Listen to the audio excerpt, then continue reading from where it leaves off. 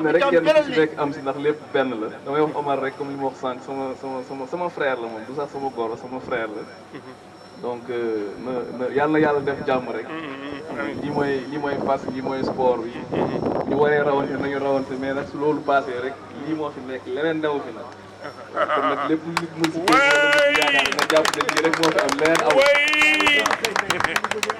merci Pape donc maa ngi koy rafet may la ko donc kooku nit ku baax la donc damay ñaan yàlla na ko yàlla fay ci yiw li ma defal teraanga bi parce que xam na ni am na ay fas mais xoolul loolu dafa yëkkati fas boo xam ni yaay ji xam naa ko bu baax muy jéem a leen première personne dafa ko daw raw te bu jël ko may ma ko donc dama koy ñaan yàlla ko yàlla fay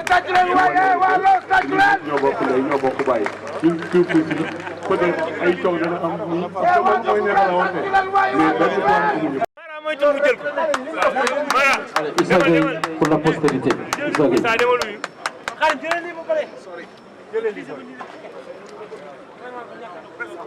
Mbaye Diène assisté et immortalisé. demal waay yow booy demal waay demal yu ci gaaw ma jóg xam nga lii lan la ma fàttali.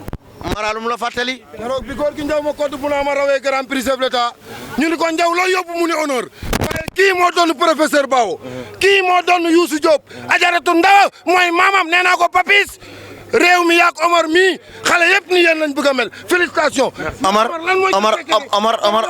Omar faaw nga feeñal sa mbégte ci teraanga ji nga xam ni xew na ci sa diggante ak ki nga xam ni moom mooy Papis Niang. donc di ko sant di ko gërëm comme li ma la wax ku jël fas mu mel nii 3 quarts de 100 may la ko mu war a daw 2021 tànn ci li gën ci këram kooku mooy yéene na la jàmm may ñaan yàlla na ko yàlla fay ci yiw waaw di ko ci félicité di ko wax sama xol sedd na lool ci li geste bu noble bi mu ma defal. merci jërëjëf. donc bii fas ma jël ko jox ko cinq rakk ngi si man donc ñoom ñëpp nekk benn si man donc Omar aussi mérité loolu trop donc mbégte la si man su ma jëlee teraanga bi ma defal ko ndax mérité na ko. Papis tey ñëpp kontaan nañ sa diggante ak ki nga xam ne moom mooy Omar Bao Junior ñu gis teraanga ji nga xam ne defal nga ko ci fas yi nga xam moom nga ko may di doomu Thibaoutin ñu bëggoon nga feeñal tuuti rek ay kaddu wax ko ñi nga xam ñoom ñooy ñu seetaan. waaw comme ni ma ko waxee léegi rek Omar sama frère la. donc mérité na loolu donc moo tax bi ma ñëwee fii nii ma sentir ko rek def ko ngir bégal ko et ko xamal ñëpp rek nekk sama diggante ak moom jàmm ak salaam moo si am. jërëjëf Niang Ba. mën na commencer parcours léegi dañuy ñaan fas bi nag fasu allemand la mi ngi am juróom-benni at bi mu ñëw si dëkk bi léegi daanaka deful juróom-benni weer.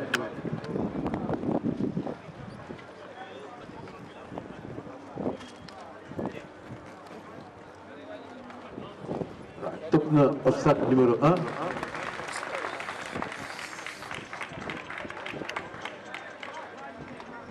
numéro 2 numéro 3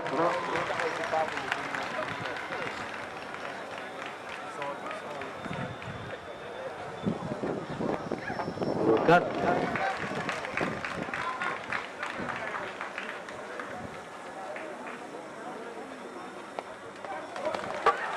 Diego 5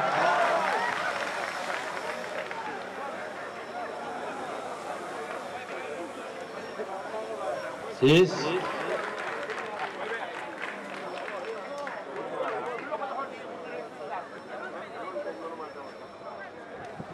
7 léegi day kuñ pour gagner ay secondes des na ko ñaari obstacle lan la benn mu ngi def espoirom ba léegi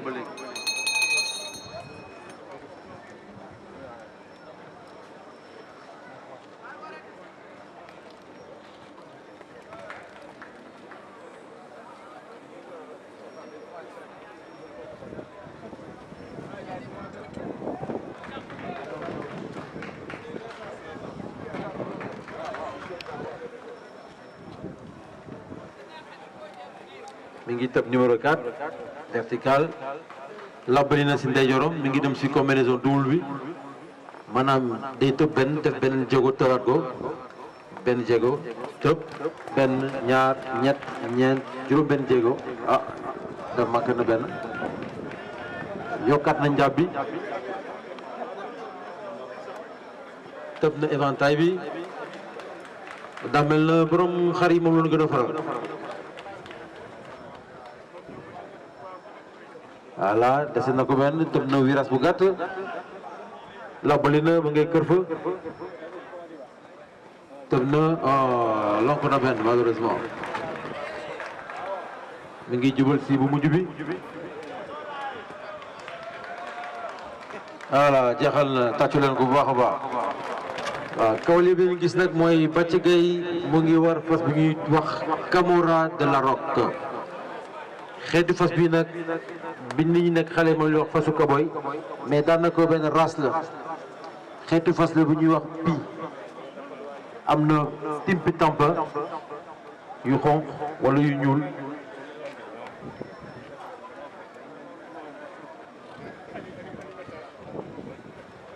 waaw fasu timpi tampa la xeetu cheval de sport la moom bayam Belgique la jógee yaayam nekk française mu nekk cheval de selle de sport et papam tëb na épreuve yu mag ba ci niveau coupe du monde donc gawar fas la boo xam ne am na valeur en élevage ak en sport kawale bi ko war tamit Bathie Gueye la jël na juróom benn yoon championnat du Sénégal senior papam tamit ku ñuy wax Atman Gueye gawar la ancien gendarme la un des meilleurs cavaliers de l'histoire de l'équitation sénégalaise dan ko tàcc Camorra de la Roque Bathie Gueye sur la piste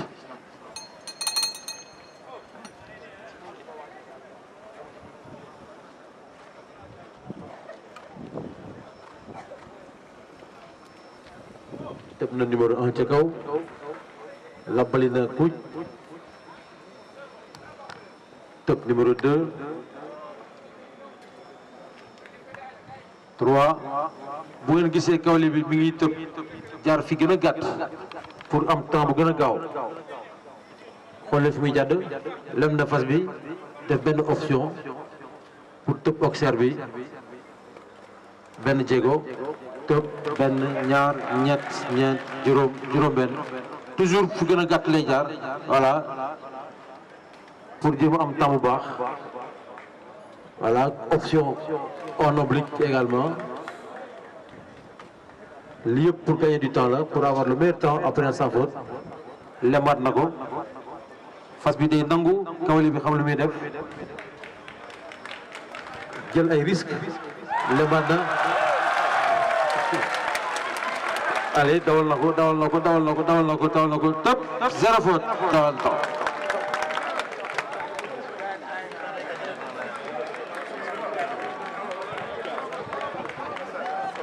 en 64 secondes et 64 centièmes ki ko wutu nag mooy Baby Girl ak Salif Keita Baby Girl waajal la boo xam ne am na juróomi at moom it mi ngi jógee bitim réew yàggul mois de mai daana ko ci tàggat la nekk kawali bi koy war nag kawali bu xarañ la niveau national chaque dimanche maana ko moom ko dem na fi représenté Sénégal Maroc Tunisie Algérie ak Kinshasa Salif Keita ak Baby Girl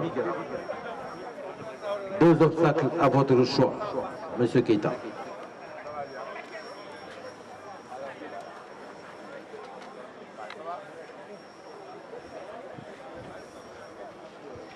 un obstacle en option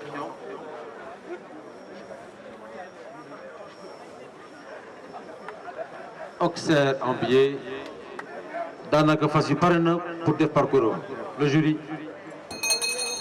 quand vous voulez monsieur Keita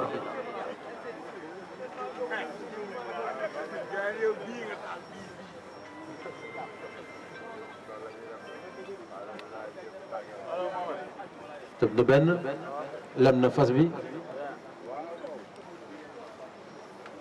ñaar oh lonk na ko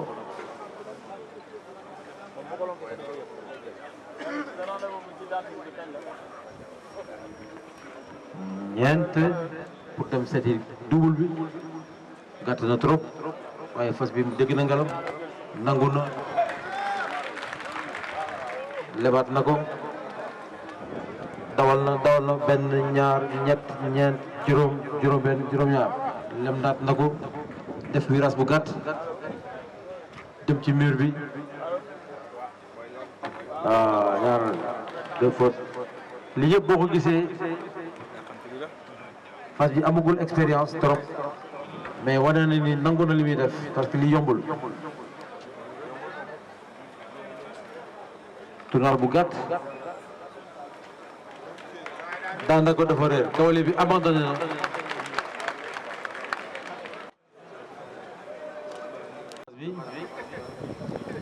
fas bi nag mi ngi am 7 ans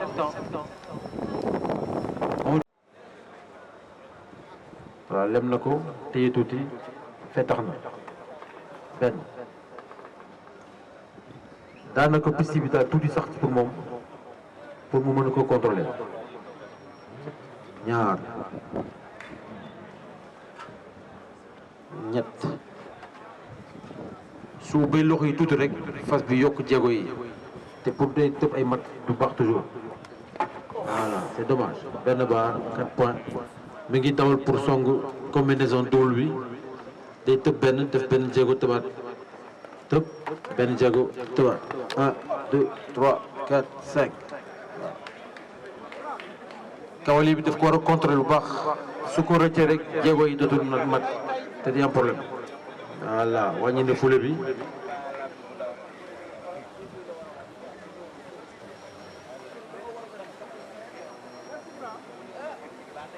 tëb na ko dans la foulée bu ngeen seetloo virage la def tourné wul court ndax fas bi dafa naqadi tourné voilà dafa war a gaaw récupérer fas bi bu yéexee tuuti sax mën a dugg ci biir nit yi donc ça demande de la précision et de la réactivité et enfin le dernier obstacle pour Fandène et Babacar Samb. Nous accueillons sur la piste Abdou Karim Gueye et Fatima.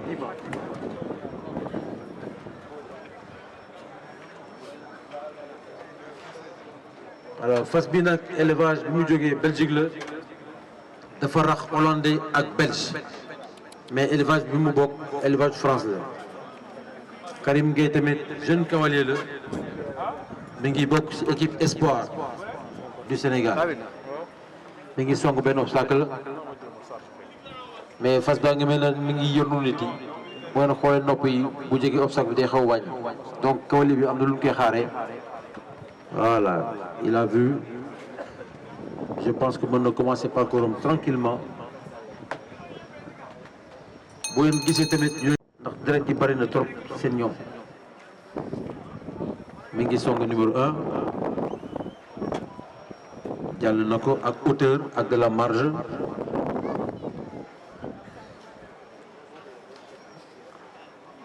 song na 2 bi 3 bu ngeen gisee ni muy poussé ci ginnaaw moo lay wax ne qualité bi qualité fas tëbkat dëgg la 4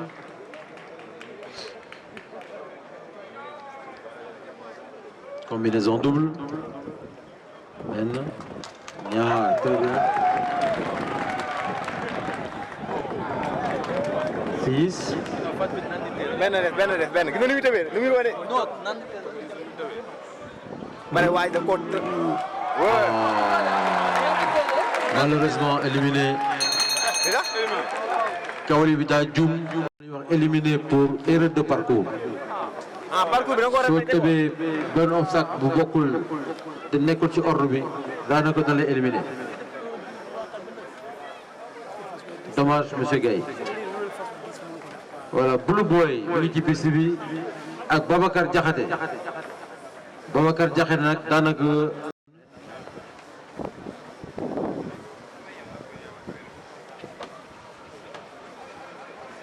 ñaar ñett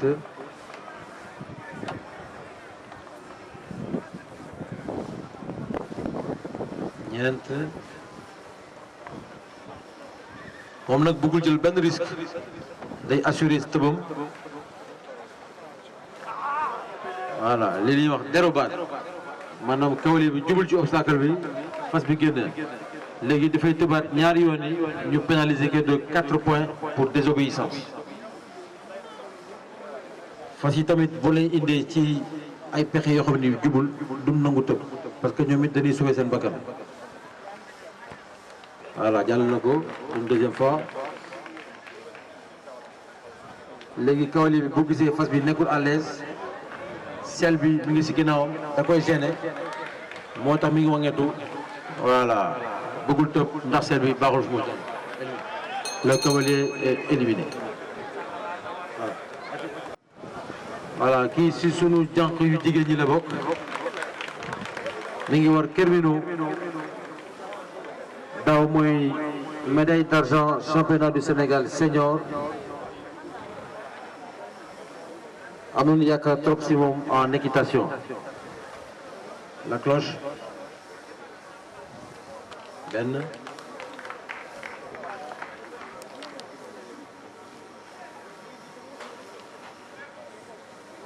ñaar ñett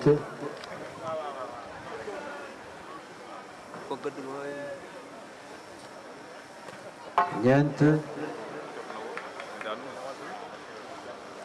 sport la boo xam ni jigéen ak góor ñoom ñëpp a ci yam mais jigéen ñi sax booy seet ñoo dàq war góor yi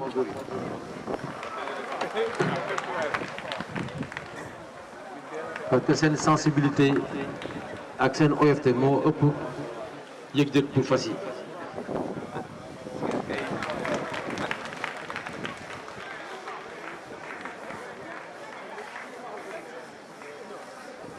voilà option course moom it ba ngay ñafe chrono bi bëgg a raw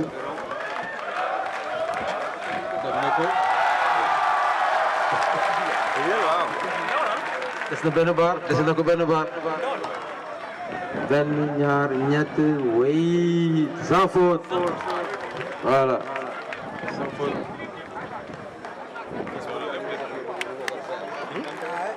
Kermino d'argent mais gain bi deuxième bi moo raw moom moo 64 secondes. Bernière ak Salif Keita fas bi dimanche passé daanaka moo raw benn épreuve Grand Prix mi ngi ñëw fii pour tàngalu ci épreuve bi en attendant l'épreuve du 1er février à la gendarmerie nationale de Colobane donc Salif dootuma leen ko présenté kawali bu xarañ la di war tamit fas bu xarañ donc attendons-nous à ñu gis benn parcours bu gaaw a gaaw a gaaw Salif quand tu veux. 2 obstacles à votre choix.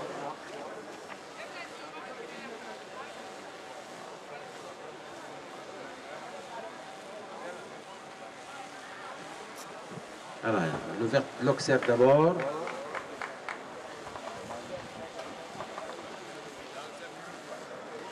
Bu ngeen gisee ñu takk bone yi maanaam lu weex li di nopp fas bi lii la dañ ci def wëttéen comme ça fas bi du dégg bruit am na fas yoo xam ne dañoo am sensibilité boo amee bruit rek dañuy énervé voilà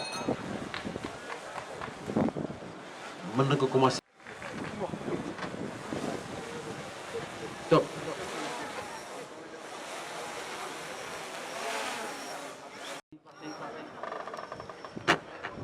cloche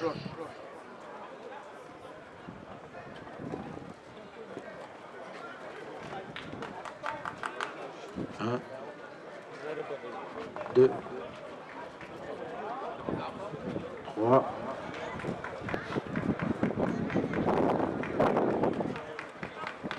quatre,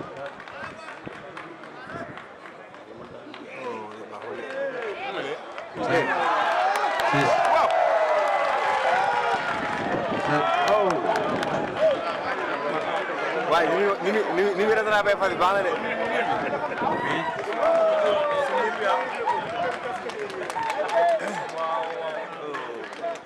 9, il reste très serré. 10, dernier obstacle. Oh là là là là là là. 11, sans pénalité. nous avons sur la piste. Pape Keita jafe na trop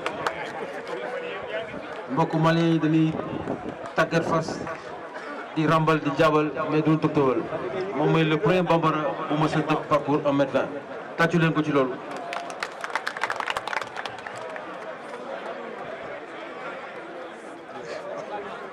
Deux obstacles à votre choix Keita ak Pretty Star. Pretty Star nag fas boo xam ne am na fukki at ak ñeent daanaka champion du Sénégal plusieurs fois.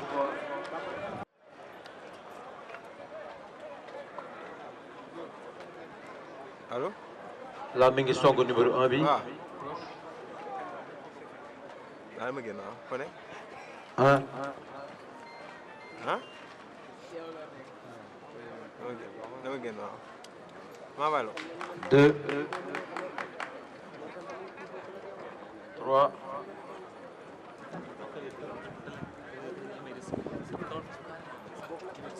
4 da doon natt virage bi fa mu moy 5 AB 6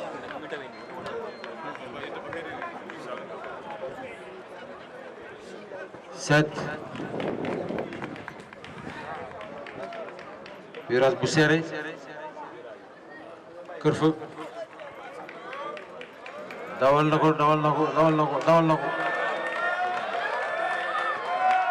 ko def benn obstacle attention 1 2 3 dans la foulée sans faute en tu te détends ou tu commences direct? Ok, 2 obstacles à votre choix.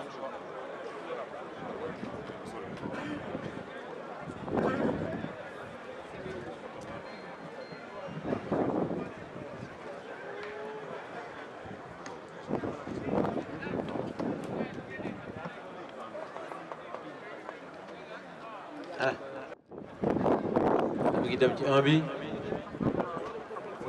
benn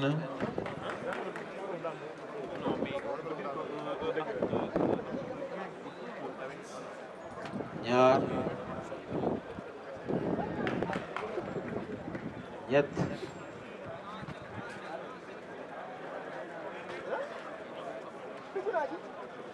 ñeent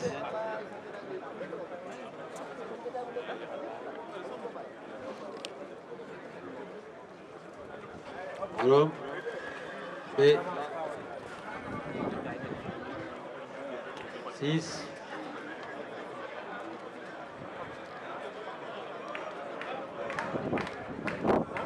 7 moom day wóorul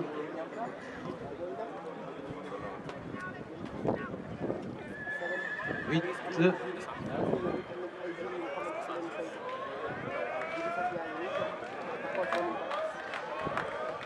oh voilà mooy doon gagné na ko allez le dernier 1 2 3 4 5 6 7 foulées. Ah.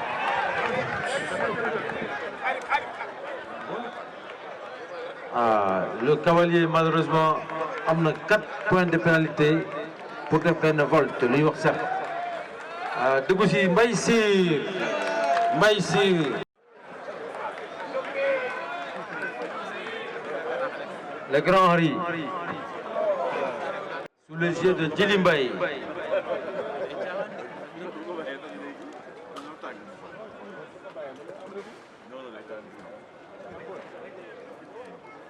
Cyr Mbaye sur le 1.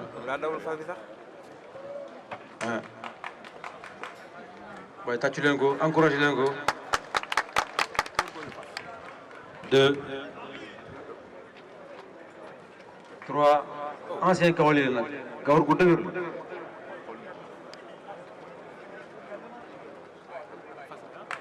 très bien waaye 3 et kuj de jël na option bu gàtt Henri une foulée très bien super 1 2 3 4 5 foulées. Allez.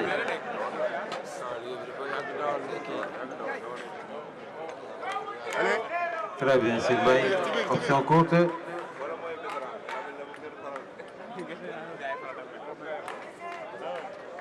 Très bien, option courte. Allez, allez, Sir. Allez. Dans le nœud sans faute. Pour l'instant, dernier obstacle. Dernier obstacle.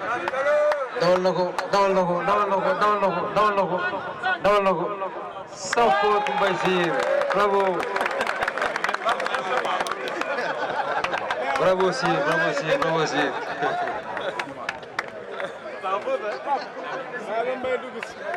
50 ans man lii vraiment jàmbaar la waaw li gën a rafet nag mooy génnu Sir Mbaye ak dugg si doomam Babacar Dieng ak Carmina d'argent. Babacar il a 10 ans di war à ce niveau d'équitation. C'est le plus jeune cavalier en exercice dans cette compétition. Babacar Dieng ak Carmina. 2 essais pour Babacar. Voilà, mi ngi tàngal fasam Babacar.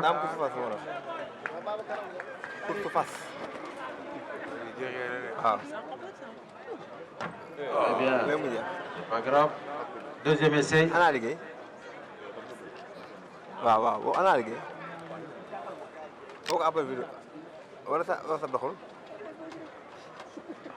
Deuxième essai de Babacar. Voilà. Prends ton temps, prépare ton cheval pour attaquer le parcours. Monsieur Dieng, c'est parti.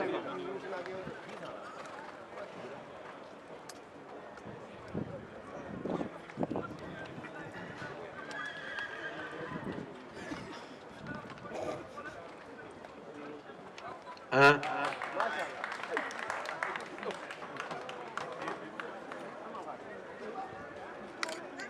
Deux.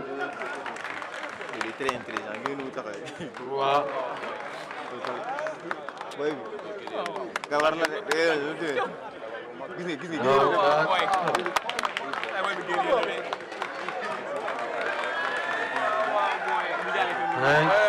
Bravo.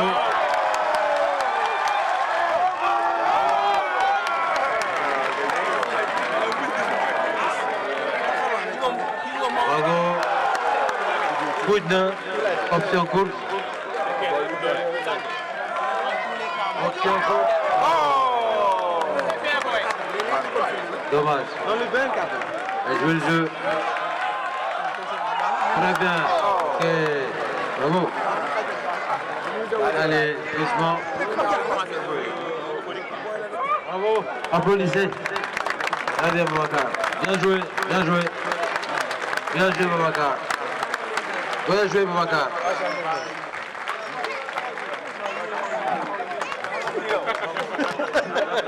Bravo, petit.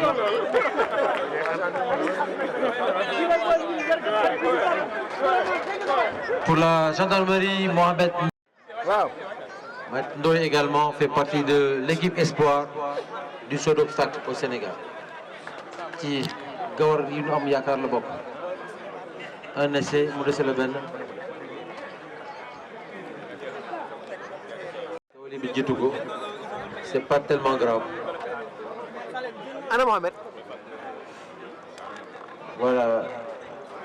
La cloche est prête quand vous voulez. Sport la boo xam ne ñaar a koy def fas bi ak cavalier bi. lonk na obstacle numéro 1. dem na si numéro 2. fas bi day xool. 7. Voilà, léegi yaram bi tàng na.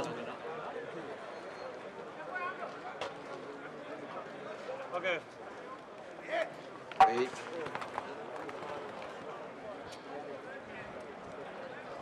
Oui, numéro 6.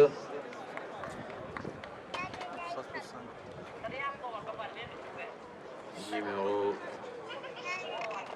7. Vertical court, numéro 8. Option Bougat. Va sur le 9.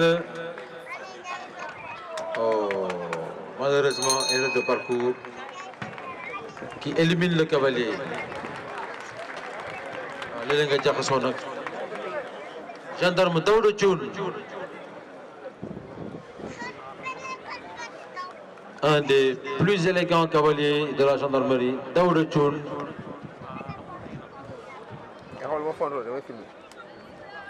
demoon na stage Maroc bu yàggul jële fa ndam lu rëy.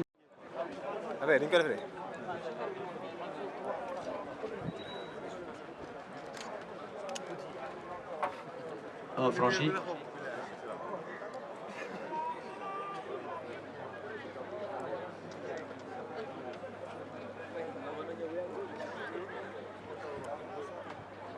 Deux.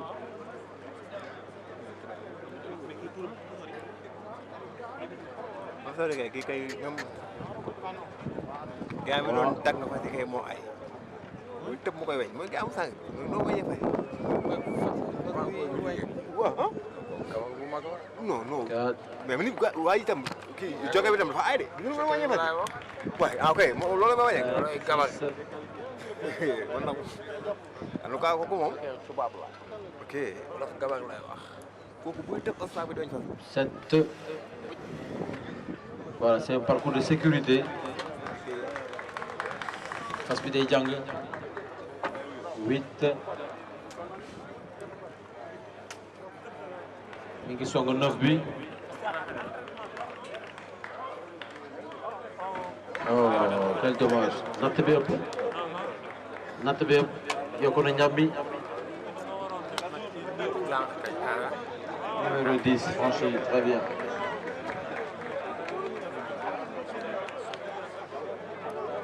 ngi dugg ci Babacar Ngom ak Héloïse.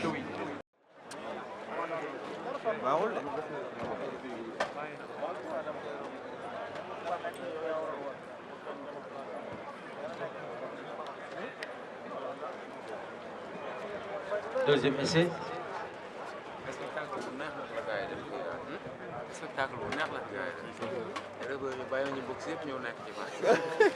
Ok, deuxième essai.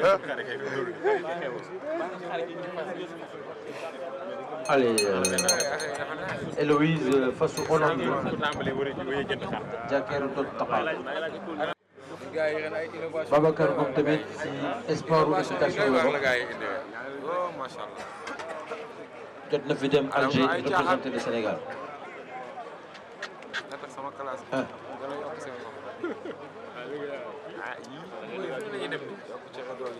waaw.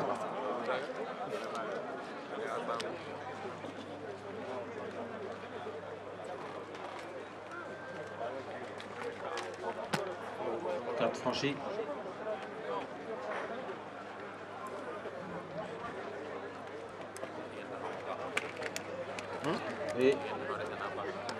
bu leen dem bari jógagul de bu leen demagum mat yi day jóg de day jóg ci kaw li tàggat la rek. virage serré. waa ji gëree la de waay gabare ngi nag kii moom fas bi xanaa kii mooy fas bi. xamante ne ba. mais loolu dara jàll na ba pare gis nga waa ji ni muy dawalee fas bi ah. fas bi day talleeku du tëb. ñu ngi nuyu Babacar sa